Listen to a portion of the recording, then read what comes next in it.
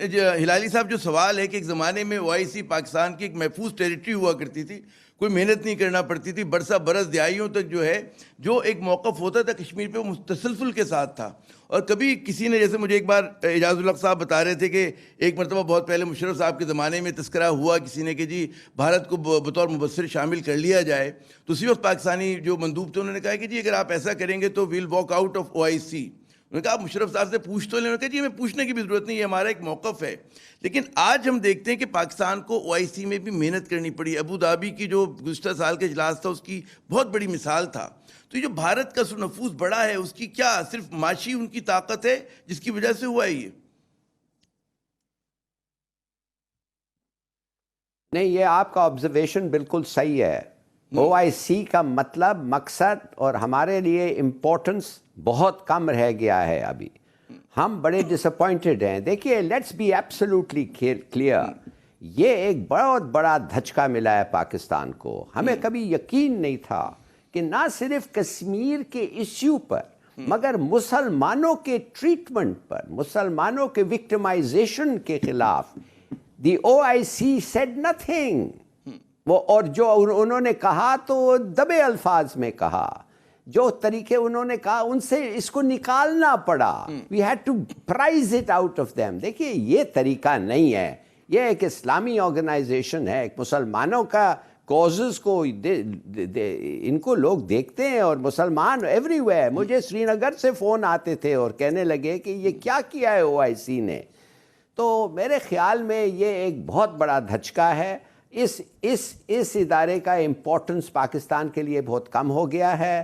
ہماری جو دوستی تھی، معاف کریے، ہماری جو دوستی تھی وہ اس پہ ایک بہت، وہ ایک لحاظ سے اٹس بروکن. دیکھیے، چائنیز کا ایک بول ہوتا ہے، اس بول کو اگر ایک دفعہ آپ توڑیں تو جتنا بھی اسکلفلی آپ واپس ڈالنے کی کوشش کریں نشان رہتے ہیں. یہ ایک بہت بڑا نشان ہے پاکستان سعودی ریلیشن شپ پہ اور پاکستان اور OIC کے کمٹمنٹ پہ. کشمیر کے اوپر they have let us down. یہ ہے پرسیپشن. جو بھی جو بھی آپ کہیں ریئلسٹک ہو یہ وہ، that's not the question. Perception یہ ہے they have let us down. تو ہمارے لیے اس کا امپورٹنس بہت کم ہو گیا. جناب درانی صاحب، اہمیت کم ہوئی ہے OIC کی پاکستان کے لیے، اور جو ان کا موقف رہا بڑا دل شکن رہا پاکستان کے لیے بھی، پاکستان کے عوام کے لیے بھی، کشمیریوں کے لیے بھی. Subscribe now and press the bell icon. Never miss an update. گزشتہ برس جب ابو دھابی میں آرگنائزیشن آف اسلامک کوآپریشن کا اجلاس ہوا تو اس کے 50 نکاتی مشترکہ اعلامیے میں مسئلہ کشمیر کا تذکرہ تو نہیں ہوا، لیکن وزیر اعظم عمران خان صاحب کے بھارتی پائلٹ کو رہا کرنے کے فیصلے کو ضرور سراہا گیا تھا. اس اعلامیے کے مطابق بھارتی پائلٹ کی رہائی سے علاقائی کشیدگی میں کمی ہوئی.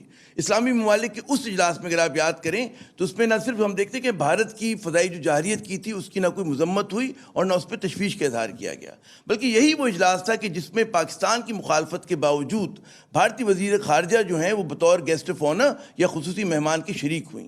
یہ صرف پاکستان کی سفارتی یا سفارتکاری کی ناکامی نہ تھی بلکہ اسلامی تنظیم کی ناکامی بھی تھی، جو اپنے رکن کے خلاف ہونے والی جارحیت پر ہم دیکھتے ہیں لب کشائی تو کیا کرتی بلکہ الٹا بھارت کے لیے وہ اپنے دروازے کھولتی نظر آئی. لیکن 27-28 نومبر کو نیامے میں ہونے والے جو OIC اجلاس کے اعلامیے میں کشمیر کا ذکر بھی ہوا اور اس مطالبے کو بھی دہرایا گیا کہ جس مسئلے کو اقوام متحدہ کی قراردادوں کے مطابق حل کیا جائے. اور یہی نہیں بلکہ اس اجلاس میں مسئلہ کشمیر پر جو پاکستان کی جانب سے قراردادیں پیش کی گئی تھیں انہیں بھی منون اپنا لیا گیا. یقیناً پاکستان کے لیے اچھی خبر ہے، لیکن سوال یہ بھی ہے کہ کیا اعلامیے میں بھی بھارت کے 5 اگست 2019 کے اقدام کی مذمت ہونی چاہیے تھی، جس کے تحت مقبوضہ کشمیر کو جو تھوڑے بہت علامتی آئینی حقوق حاصل تھے وہ بھی چھین لیے گئے. سوال یہ بھی ہے کہ OIC میں پاکستان کیسے اپنے اور کشمیریوں کے مفادات کو آگے بڑھائے اور بھارتی جو اثر و رسوخ ہے اس کا مقابلہ کرے. جہاں ہم اس موضوع پر بات کریں گے وہیں متحدہ عرب امارات اور بعض مسلم ممالک کی طرف سے اسرائیل کو تسلیم کرنے کے فیصلے کا بھی جائزہ لیں گے. ان کے اس فیصلے کے بعد پاکستان کے لیے کیا کچھ بدلا اور مزید کیا کچھ بدل سکتا ہے.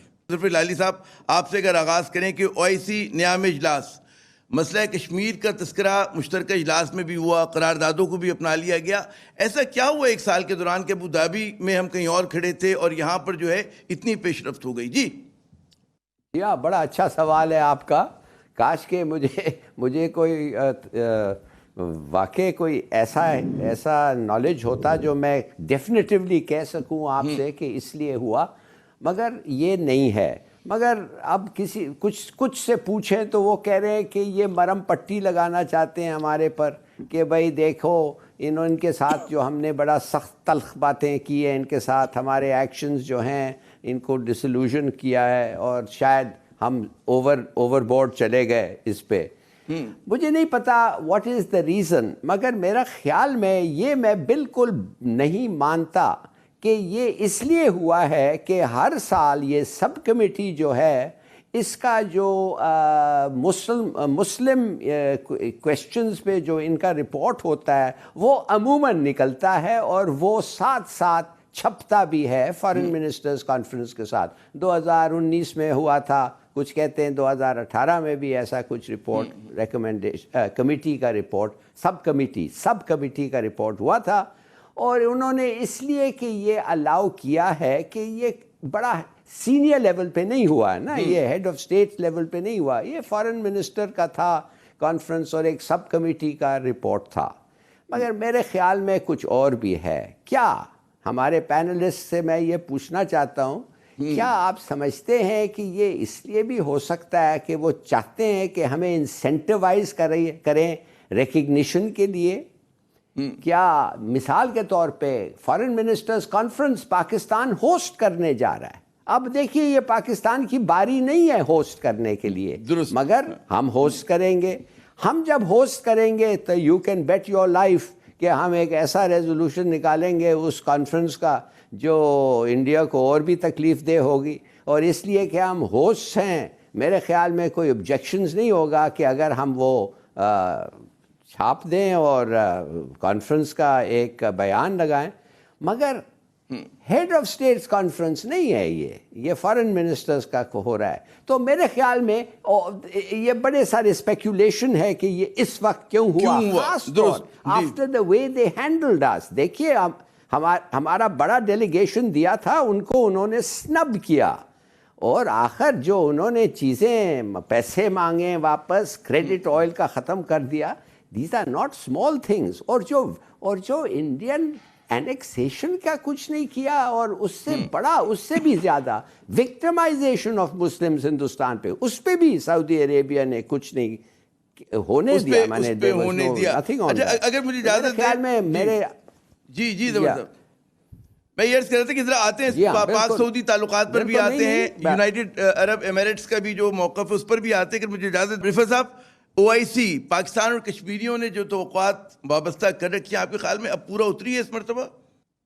جی دیکھیے، جو ایکسپریشن آف وربل سپورٹ ہے نا، وہ OIC کے فورم کے تحت وہ پاکستان کے لیے میرے خیال میں بڑا عام ہے. اور اس سے کشمیریوں کی جو حوصلہ افزائی بھی ہوتی ہے کہ وہ بھارتی جس طریقے سے ان کے اوپر اپنا تسلط قائم کیے ہوئے ہیں، جو ظلم و ستم ان کے اوپر کر رہے ہیں، اس کے لیے OIC کی طرف سے یہ وربل سپورٹ ہے. لیکن میں میری اس اعلامیے سے یا اس کو جو کشمیر کے اندر جو ریفرنس آیا ہے اس کے علاوہ میری جو کم از کم میری نظر میں جو ڈسسیٹسفیکشن ہے وہ یہ ہے کہ یہ وربل سپورٹ جو ہے OIC کا کانٹیکٹ گروپ بھی ہوتا ہے. جب بھی OIC کی میٹنگ ہوتی ہے تو وہ جیسے کہ اب جو ان کے فارن منسٹر کی میٹنگ بھی پاکستان جس کو ہوسٹ کرنے جا رہے ہیں، جس کا ہلالی صاحب نے ذکر بھی کیا، تو وہ اس کے اندر وہ کیا کنکریٹ ایکشن ریکمینڈ کرتے ہیں، ان ایکشن کے حوالے سے مجھے کوئی ایسا اقدام نظر نہیں آتا سوائے اس کے ایک وربل ایکسپریشن آف سپورٹ ہے. بیک گراؤنڈ یہ ہے کہ جس قسم کا جو ہلالی صاحب جس کا ذکر کر رہے تھے کہ مشرق وسطیٰ کے اندر جو عرب ممالک کے حالات جس طریقے سے بدل رہے ہیں اور جس طریقے سے اتحاد ہو رہا ہے UAE کا اور سعودی عربیہ کا اور اسرائیل کا اور سوڈان کا، تو اس کے حوالے سے میرے خیال میں وہ ایک ایسا اس کو ایک ایسی شکل دینا چاہتے ہیں جس کے حوالے سے پاکستان کے اندر یہ ڈبیٹ جو شروع ہوئی ہے کہ اسرائیل کو اس کے ساتھ تعلقات رکھنے چاہیے یا نہیں رکھنے چاہیے، اس میں ان کو تھوڑی سی مدد مل سکے. تو جس کو آپ کہتے ہیں نا کہ سافٹننگ آف دی ایشو، اس کے حوالے سے. لیکن جب تک کوئی کنکریٹ میجر نہیں لیا جائے گا تو وہ تو جو پاکستان کی جو خواہش تھی، پاکستان کی جو وش لسٹ تھی، اور پاکستان کے ساتھ جو پاکستان نے جس خفگی اور ناراضگی کا اظہار کیا تھا OIC کے حوالے سے وہ اس کو تھوڑا سا میرے خیال میں ماڈیفائی کرنے کی کوشش کی گئی ہے. لیکن یہ اچھا قدم ہے, لیکن یہ وربل سپورٹ تک جب تک محدود رہے گی اس سے کشمیر کی صورتحال کے اوپر کسی قسم کا فرق جو ہے مجھے کم از کم پڑتا ہوا بھارت پہ دباؤ بڑھتا ہوا نظر نہیں آتا. لیکن